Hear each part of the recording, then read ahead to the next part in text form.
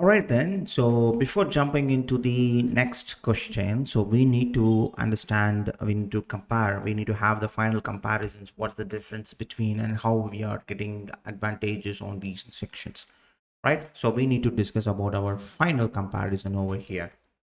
What exactly happening over here, right? So first we need to talk about the, we need to break it. Wait a minute. Let me try to bring it over here so you can understand it. Yes, this is the one. Okay, so first thing over here, so we have the features as the for loop version and the filter version, right?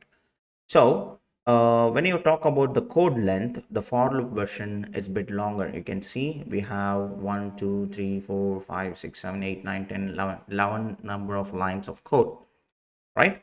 And when you're using the filter version method, which is short and clean because it is a single line code, just like that. Then the readability compared to this is even much better. But this is not for beginner friendly. This is beginner friendly. If you're a user who learning a program for a very first stage, even though the number of coding which is higher, and for a beginner it's very easy for them to understand because they are using only the fundamentals over here, but here we are using the advanced functions. Only if the user have an idea about this function, he can able to write this. So this need a little bit learning curve. So then when it comes to time complexity, both are same. Both of them are going to use this O of n operation only, okay, because we are loop throwing every single element. Then and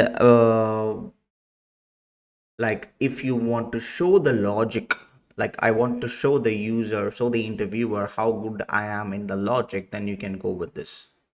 Or if you want to show the logic and as well as the cleaner code, then you can go with this.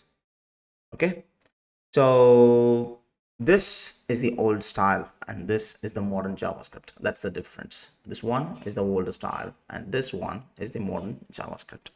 So you can decide which one you can choose based on your like skill sets or on your positions that you are applying for, right? And if they ask you to write an program without using any inbuilt functions, then you should not use this, because array.filter is the inbuilt function which we do have, right? Even though you should have to write some logic in it, but filter is an inbuilt method, you should not use it. So it always depends on the questions how they are asking to you. All right, so I hope you understand the question number one and question number two, the beginner and the advanced way, right? So let me clear this board and let's move on to the next question now.